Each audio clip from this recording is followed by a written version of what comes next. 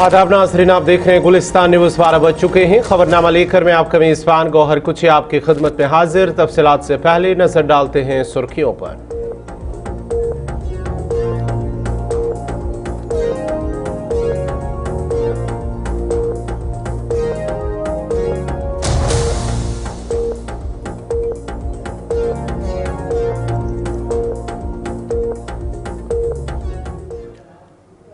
और पेश खबरों की तफसील। सबसे पहले खबर आ रही है बोस्निया से, जहां पर इजरायली वज़ीर आज़म बेंजामिन नेतन्याहू के खिलाफ पोस्टर सावेज़ा किए गए हैं। बोस्निया के दारुल हुकूमत में इजरायली वज़ीर आज़म बेंजामिन नेतन्याहू के खिलाफ पोस्टर सावेज़ा किए गए, जिनमें उनकी पॉलिसियों पर सख्त तनकीद की गई है।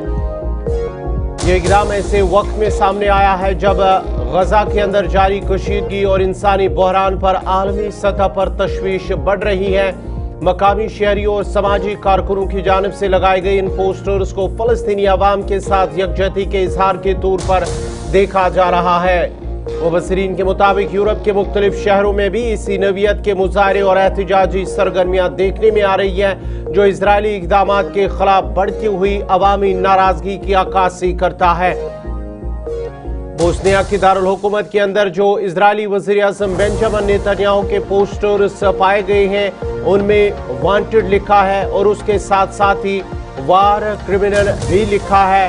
और बोस्निया के दारुल हुकूमत के अंदर इस तरह के ये पोस्टर सामीज़ाब किए गए हैं और मुख्तलिफ यूरोप के मुख्तलिफ ममालिक के अंदर, शहरों के अंदर ये एहतजाज भी हो रहे हैं, क्योंकि जिस तरह से इजराइल की जानिब से फ़लस्तीन गजा के अंदर जो कार्रवाइयाँ की गई हैं उसके खिलाफ उसके हवाले से भी मुख्तलिफ ममालिक के अंदर, मुख्तलिफ शहरों के अंदर लोगों की जानिब से एहतजाज और इजराइल मुखालिफ नारेबाजी लगातार देखने में आ रहे हैं।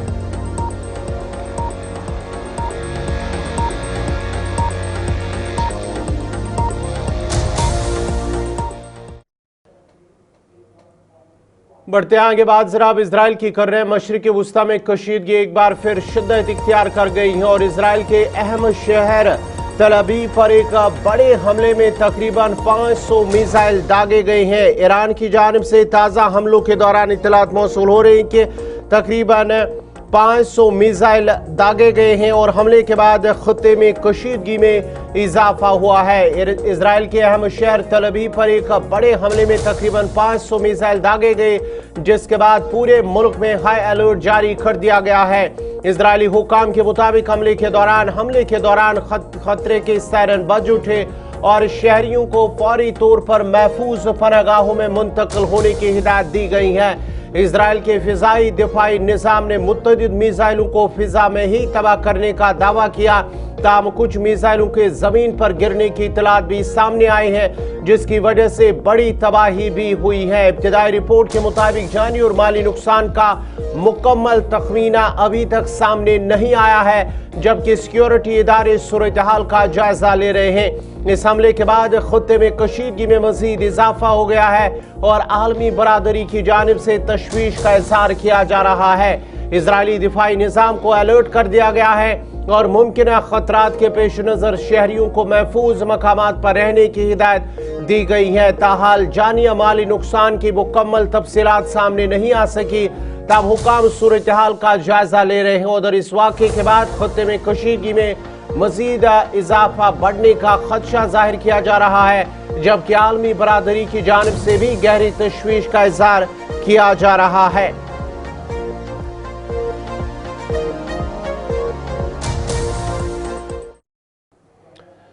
खलीज की बात हो रही है तो खलीज के हवाले से एक और बड़ी अहम खबर कि ईरान ने आलमी मालियाती दबाव और पाबंदियों के पेश नजर एक अहम माशी कदम उठाते हुए डॉलर के बजाय चीनी करेंसी युआन में अदायगी वसूल करना शुरू कर दिए हैं। बड़ी और अहम खबर आपको बताते चले कि ईरान की जानिब से अब डॉलर के बजाय चीनी करेंसी युआन में अदायगी वसूल करना शुरू कर दिया है और इस पेशरफ्त के तहत एक भारतीय ऑयल टैंकर को उस वक्त आबनाए हरमुज से अभी तक सरकारी तफसीलात या तस्दीक इस हवाले से नहीं की गई है, लेकिन इत्तलात मौसूल हो रही हैं कि जो भी वहां पर जो ऑयल टैंकर गुजरते हैं उनसे अमरीकी डॉलर के बजाय चीनी करेंसी युआन में उनकी रही है। माहिरीन के मुताबिक ईरान का ये इकदाम न सिर्फ अमेरिकी डॉलर की आलमी बालादस्ती को चैलेंज करता है, बल्कि चीन के साथ इसके माशी और दीगर जो ताल्लुकात हैं उनको भी मजीद मजबूत बनाना है। मुबस्सरीन का कहना है कि अगर दीगर ममालिक भी इसी तर्ज पर मुतबादिल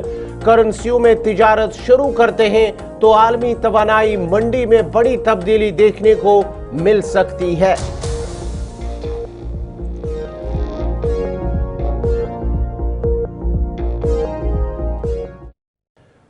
कनाडा से बड़ी खबर आ रही है कि अमेरिकी शहर लागार्डिया एयरपोर्ट में एक अफसोसनाक वाकया पेश आया है, जहां पर एयर कनाडा का एक तैयारा हादसे का शिकार हुआ है और रनवे पर यह हादसा पेश आया है, जहां पर तैयारे और फायर ब्रिगेड के ट्रक के दरमियान रनवे पर तसादुम हुआ है। अमेरिकी शहर के अंदर ये लागार्डिया एयरपोर्ट में एक अफसोसनाक वाकया पेश आया है और इस तसादुम में के नतीजे में मुतअद्दिद अफराद जख्मी हो गए हैं।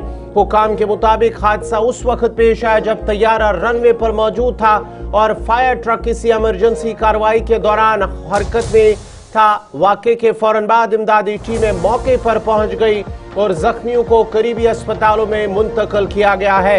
एविएशन हुकाम ने हादसे की वजूहात जानने के लिए तहकीकात शुरू कर दी है, जबकि एयरपोर्ट पर परवाजों की आमद रफ्त आर्जी तौर पर मुतासिर भी हुई है।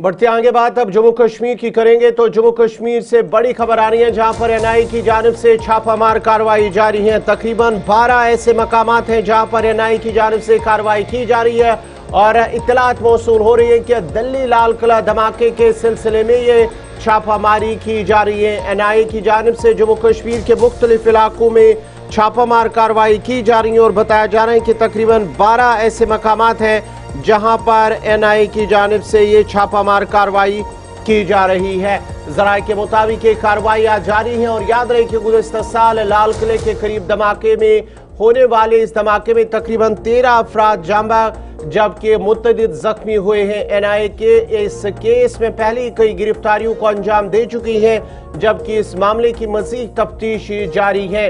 हंदवारा के गलडारा इलाके के अंदर भी आज सुबह एनआईए की जानिब से छापामार कार्रवाई की गई है, जो कि एक ताजिर के मकान पर छापामार कार्रवाई अंजाम दी गई है और ये कार्रवाई मुबैना तौर पर दिल्ली लाल किला धमाके केस के सिलसिले में की गई है और जराये के मुताबिक एनआईए एहलकारों ने मकान की मुकम्मल तलाशी ली, वहां मौजूद अहम दस्तावेजात और डिजिटल आलात का बारीक बीनी से मुआयना भी किया है। इत्तलात के मुताबिक ये कार्रवाई अभी जारी है और मजीद शवाहिद इकट्ठे किए जा रहे हैं, जबकि हुकाम का कहना है कि तहकीकात का दायरा वसी करते हुए हर मुमकिन पहलू का जायजा लिया जा रहा है। इसके अलावा जिला गांदरबल के अंदर भी, गांदरबल के वाकुरा इलाके के अंदर भी एनआईए की जानिब से कार्रवाई की जा रही है और एनआईए की जानिब से नौगाम के अंदर भी ये कार्रवाई की जा रही है। बड़ी और अहम खबर आपको बताते चले एनआईए के हवाले से, जहां पर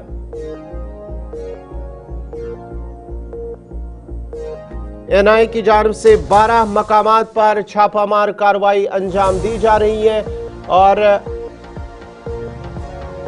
इस सिलसिले में नौगाम गांदरबल का इलाका, वाकुरा का इलाका है जिला गांदरबल का, जहां पर एनआईए की जानिब से छापामार कार्रवाई हुई है।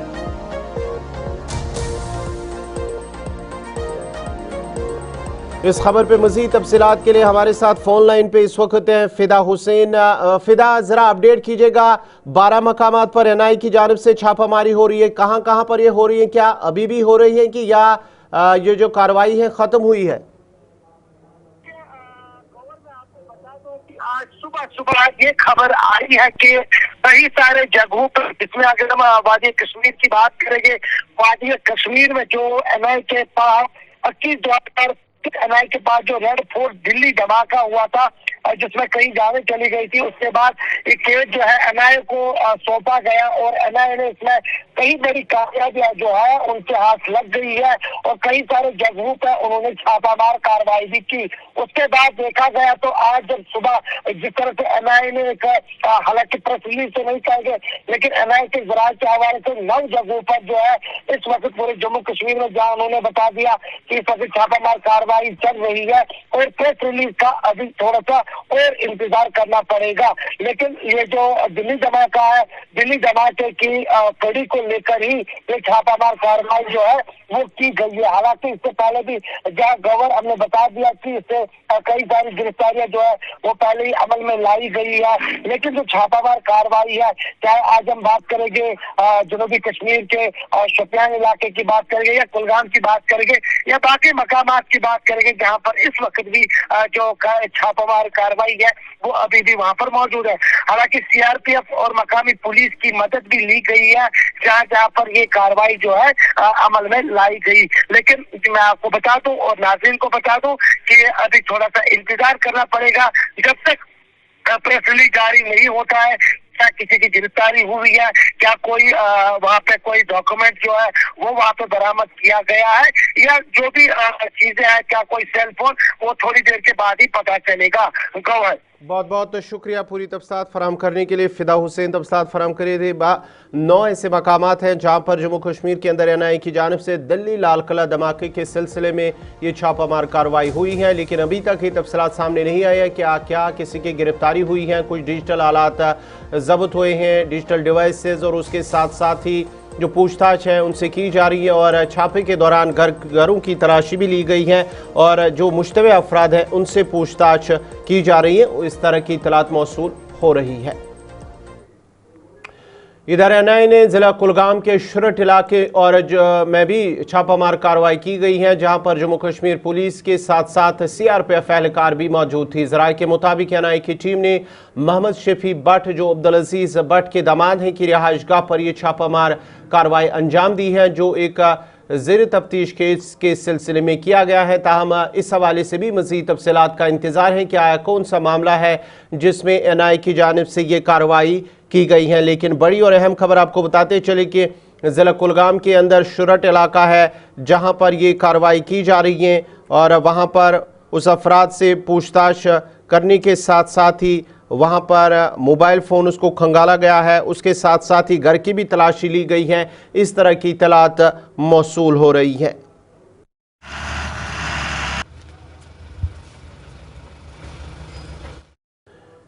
जम्मू सांबा के गगवाल इलाके के गोला तालाब में आज सुबह एक मुश्तबा ग्रेनेड धमाका पेश आया है जो एक साबिक सरपंच के घर के बाहर हुआ है। इब्तिदाई इत्तलात के मुताबिक इस वाक़े में कोई जानी नुकसान नहीं हुआ था, मकान के करीब कुछ माली नुकसान जरूर पहुंचा है। वाक़े के फौरन बाद पुलिस और सिक्योरिटी फोर्सेज मौके पर पहुंच गई और इलाके को घेरे में लेकर तलाशी कार्रवाई शुरू कर दी है। हुकाम के मुताबिक धमाके की वजूहात जानने और मुलविस अफराद की शनाख्त के लिए तहकीकात जारी हैं, जबकि आसपास के इलाकों की सीसीटीवी फुटेज भी खंगाली जा रही है। मकामी इंतजामिया ने आवाम से अपील की है कि वो पुरसकून रहे और किसी भी मशकूक सरगर्मी की फौरी इत्तला पुलिस को दे।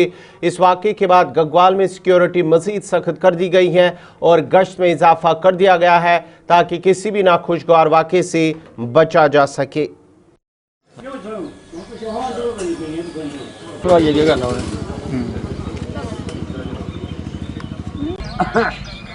देखिए, ये रात करीबन 1:07 का वाक़या है।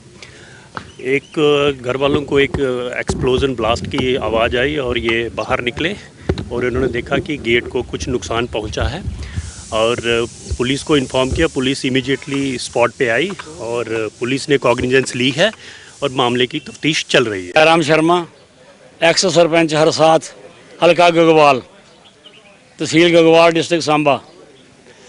रात के 1:07 में मेरे गेट पर बहुत बड़ी, बहुत ज़ोरदार आवाज़ आई जैसे कोई मिसाइल गिरती है या कोई।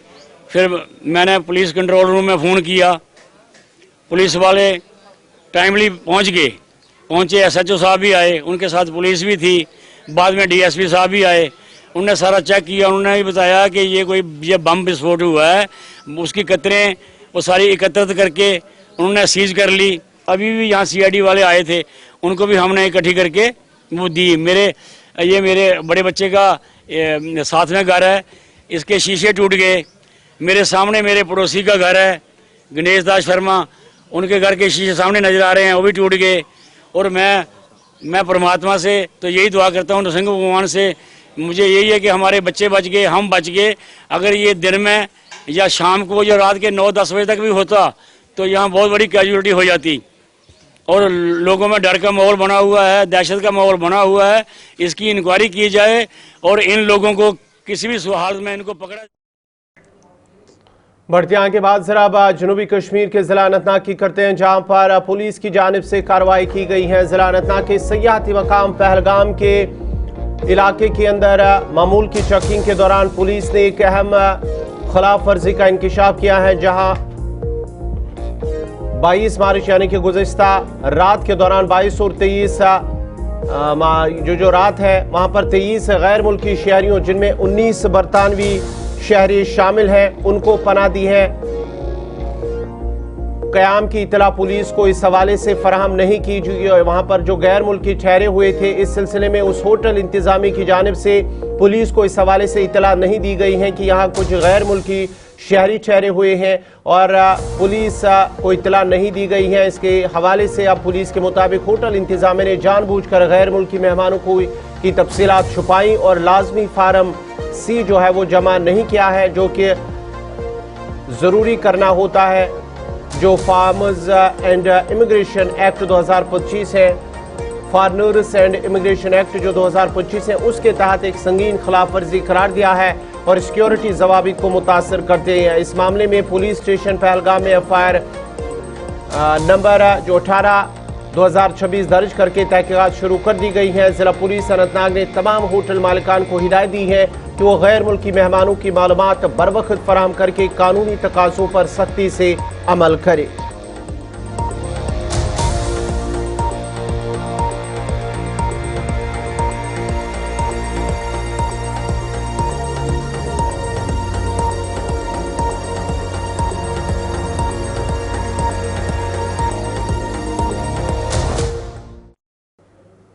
नादी मर्ग में दहाइयों की खामोशी और जुदाई के बाद कश्मीरी पंडित एक बार फिर अपने आबाई इलाका लौट आए हैं, जहां उन्होंने 22 और 23 मार्च की उस अलमनाक रात को याद करते हुए 24 बेगुनाह अफराद को खराज अकीदत पेश किया है, जिनका कत्ल हुआ था। सख्त सिक्योरिटी इंतजामात के बीच सैकड़ों अफराद जमा हुए, जहां फिजा सोगवार और जज्बाती मनाजिर से भरपूर थी। इस मौके पर कई अफराद की आंखें नम हो गई, न सिर्फ अपने प्यारों की जुदाई पर बल्कि उन छोटे घरों और यादों पर भी जो वक्त के साथ बोसीदा हो चुके हैं। टूटे दरवाजे, खस्ताहाल दीवारें और वीरान मकानात माजी की खुशियों, त्योहारों और एक पुरसुकून जिंदगी की दास्तान सुना रहे थे।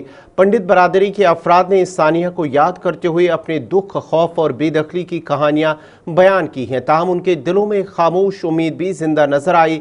कई अफराद ने आहिस्ता लहजे में कहा कि अगर हालात साजगार हुए तो वो वहाँ दोबारा बसना चाहते हैं। ये महज एक ख्वाहिश नहीं बल्कि अपने वतन से जुड़ी एक गहरी मोहब्बत और इस अज़म की अक्कासी है कि वो अपने माजी को जिंदा रखेंगे और इस दर्दनाक वाक़े को कभी फरामोश नहीं होने देंगे।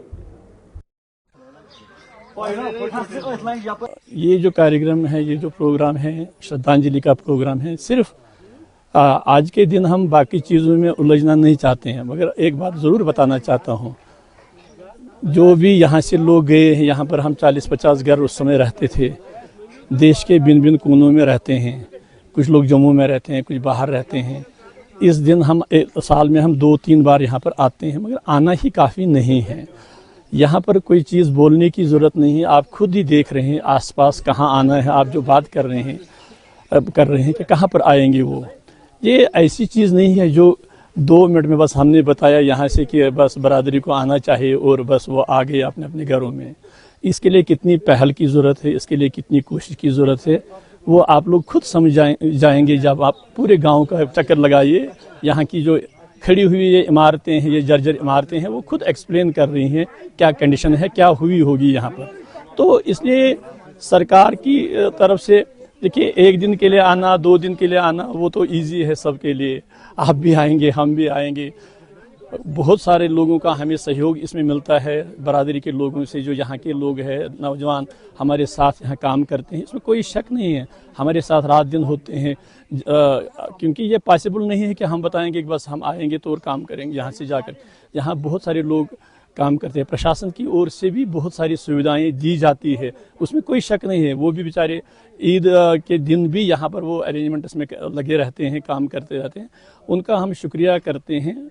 मगर ये यहीं तक नहीं है, ये एक बड़ी पॉलिसी का हिस्सा होना चाहिए। जो आप बात बता रहे हैं वापसी का, वो थोड़ी ये एक इतना छोटा इश्यू नहीं है, बस हमने यहाँ से बताया, अभी मैं गुलिस्तान पर आपको बता रहा हूँ तो बस लोग वापस आएंगे, ऐसा पॉसिबल नहीं होती। इसके लिए कितने कॉन्फिडेंस बिल्डिंग मेजर्स की ज़रूरत है, इसके लिए कितनी पहल की ज़रूरत है, वो सरकार को भी ज़रूरी है, आवाम को भी ज़रूरी है। फिर तो कम्युनिटी का रेस्पॉन्स तो बाद में रहेगा, पहले सरकार की तरफ से पॉलिसीज़ की ज़रूरत है। अभी तो सरकार ही अभी शायद उनकी तरफ से भी ऐसा कोई भी ठोस कदम नहीं है। आज के दिन हम उस इश्यू पर ज़्यादा जाना नहीं चाहते हैं, क्योंकि आज ये बहुत ही पवित्र दिन हमारे लिए है, क्योंकि आज हम उन शहीदों को ही याद कर रहे हैं जिन्होंने अपनी जानें यहाँ पर इसी धरती के लिए निछावर कर दी। ये काफ़ी है। मैं सोशल एक्टिविस्ट हूँ, मैं बड़ा ज़ोर से बोलता हूँ, लेकिन आज दिन ऐसा है कि मेरे गले में जो आवाज़ है वो फंस गई है, मैं बोल नहीं पाता हूँ।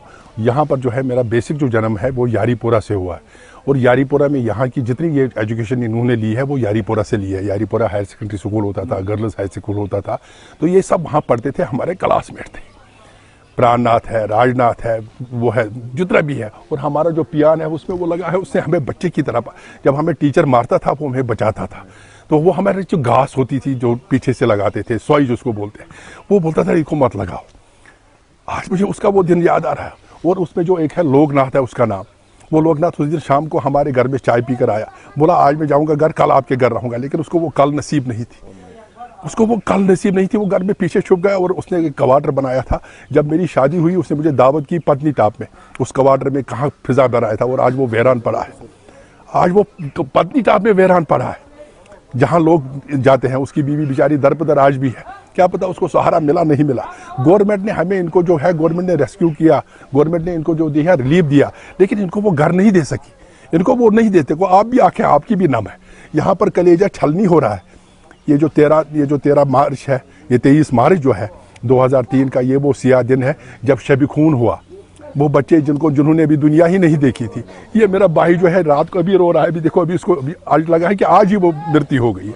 मैं पूरी रात में देखो कितना आप मुझे हशाश बशाश देख रहे हो, मैंने ये सियाह कपड़े इसलिए डाले हैं कि मैं। नाज़रीन, इसी के साथ ही खबरनामा इख्तिताम पज़ीर हुआ चाहता है। अपने मेज़बान गौहर कुची को इजाज़त दीजिए। अल्लाह हाफ़िज़।